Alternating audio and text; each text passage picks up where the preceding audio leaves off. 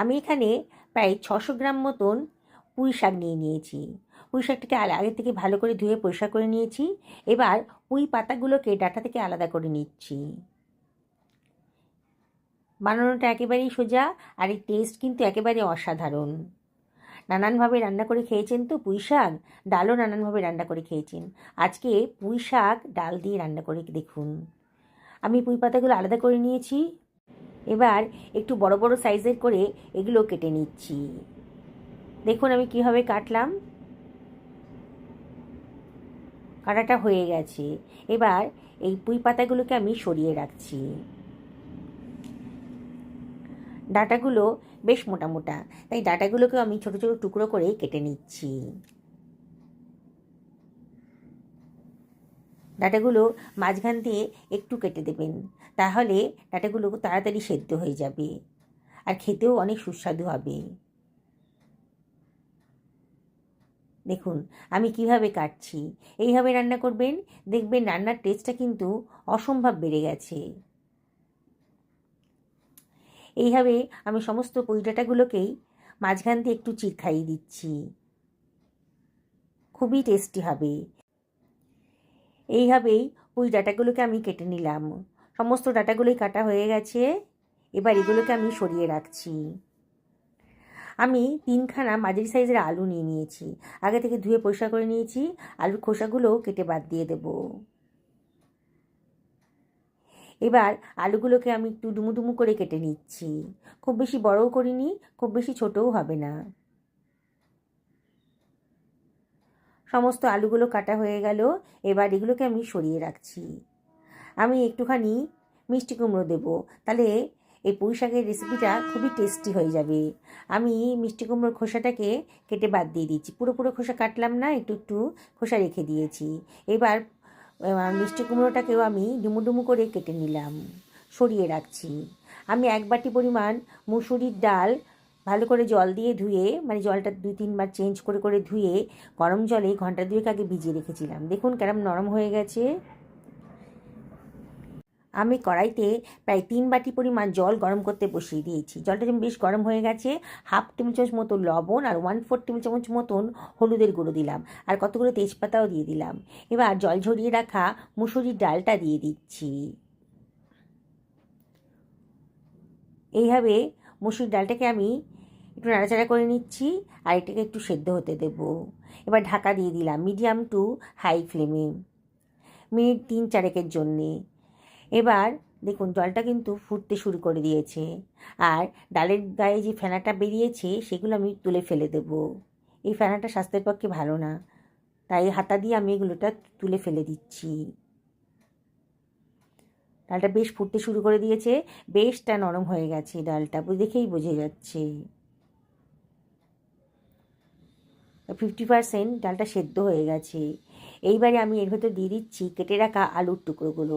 আলুটা একটু শক্ত বলে আলুটা আগেই দিলাম, দিয়ে আবার একটু নাড়াচাড়া করে নিচ্ছি। মিনিট খানেক এইভাবে নাড়াচাড়া করার পর পুঁই ডাঁটাগুলো দিয়ে দিচ্ছি। পুঁই ডাঁটাগুলোও বেশ শক্ত। পুঁই ডাঁটাটাও দিয়ে একটু নাড়াচাড়া করে নিলাম। আবারও সব কিছু খুব ভালো করে মিশিয়ে নিলাম। এবার এটাকে ঢাকা দিয়ে মিনিট 5 আমি রান্না করে নেব মিডিয়াম টু হাই ফ্লেমে। 5 মিনিট বাদে দেখুন বেশ ফুটতে শুরু করেছে। ডালটা পুরোপুরি সেদ্ধ হয়ে গেছে, দেখেই মনে হচ্ছে। আলুটাও অনেকটাই সেদ্ধ হয়ে গেছে। এইবারে আমি এর ভেতরে দিয়ে দিচ্ছি কেটে রাখা মিষ্টি কুমড়োর টুকরোগুলো, দিয়ে সব কিছু ভালো করে মিশিয়ে নিচ্ছি। আবারও ঢাকা দিয়ে মিনিট 2-3 রান্না করে নেব, একেবারে মিডিয়াম টু লো ফ্লেমে। 3-4 মিনিট বাদে দেখুন মিষ্টি কুমড়োটাও দেখেই মনে হচ্ছে অনেকটা নরম হয়ে গেছে। সব কিছু আবারও খুব ভালো করে মিশিয়ে নিচ্ছি। এবারে আমি এর ভেতরে দিয়ে দিচ্ছি পুঁই পাতাগুলো। পুঁই পাতাগুলো সবার শেষেই দিলাম। নরম একটু বাদেই সেদ্ধ হয়ে যাবে, মিনিট 3-4 মধ্যেই কিন্তু পুঁই পাতাটা সেদ্ধ হয়ে যাবে।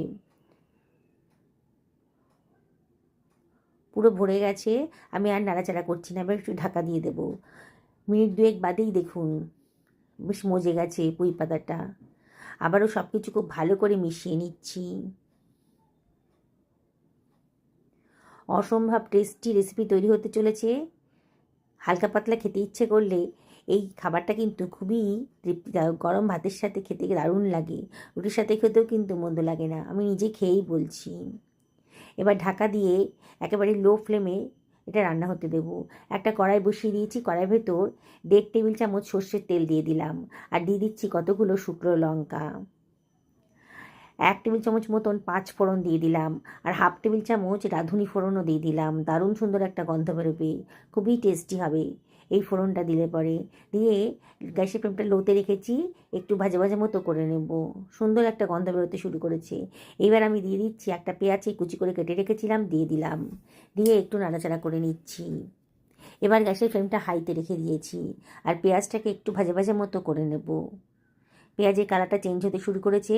1/4 টেবিল চামচ হলুদের গুঁড়ো দিয়ে দিলাম, আর দিয়ে দিচ্ছি 1/2 টেবিল চামচ ধনের গুঁড়ো, 1/4 টেবিল চামচ জিরের গুঁড়োও দিয়ে দিলাম। আর এর ভেতরে আমি দিয়ে দিচ্ছি 1/2 টেবিল চামচ মতন লবণ।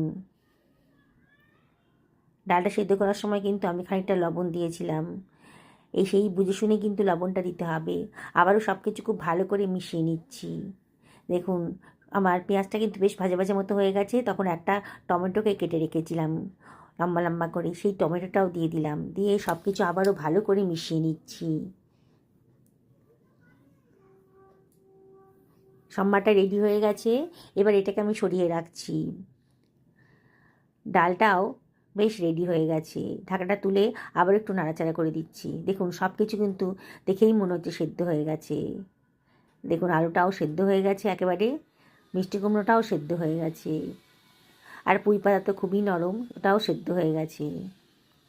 সব কিছু আবারও খুব ভালো করে মিশিয়ে নিলাম। এবার আমি সম্বারটা এর ভেতরে দিয়ে দিচ্ছি। যে তরকাটা বানিয়েছিলাম সেই তরকাটা দিয়ে দিচ্ছি। ছোটো কড়াই থেকে বড় কড়াই দিয়ে দিলাম। খানিকটা ডাল ছোটো কড়াইয়ের ভেতর নিয়ে সেটা আবারও মিশিয়ে দিচ্ছি ভেতরে, কোনো কিছুই নষ্ট করব না। এবারে সব কিছু আমি খুব ভালো করে মিশিয়ে নেব। দেখুন বন্ধুরা, কত অল্প সময়ের ভেতর দারুণ তৃপ্তিদায়ক একটা রেসিপি তৈরি হয়ে গেল। দুপুরবেলা গরম ভাতের সাথে এরকম একটা রেসিপি থাকলে আর কি চাই, সবাই খুব তৃপ্তি করে খাবে। আবারও ফুটতে দিয়েছি এটাকে। এবারে আমি এর ভেতরে দিয়ে দিচ্ছি কতগুলো কাঁচা লঙ্কা। যদি ঝাল খেতে পছন্দ করেন তাহলে কাঁচা লঙ্কা দেবেন। 1/2 টেবিল চামচ মতন চিনি দিয়ে দিলাম, খুব টেস্টি হবে। পছন্দ না হলে বাদ দিয়ে দেবেন। 1 টেবিল চামচ মতো গাওয়া ঘিও দিয়ে দিলাম, দারুণ সুন্দর একটা গন্ধ বেরোবে। এবারে সব কিছু আবারও ভালো করে মিশিয়ে নিচ্ছি। যেসব বন্ধুরা রেসিপিটা দেখছেন অথচ এখনও আমাকে সাবস্ক্রাইব করেননি, তাদেরকে আমি রিকোয়েস্ট করবো আমার চ্যানেলটা সাবস্ক্রাইব করার জন্যে।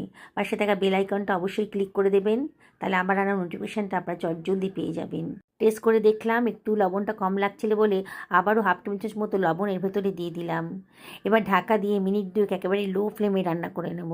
2 মিনিট বাদে দেখুন কালারটা কতটা সুন্দর দেখতে লাগছে।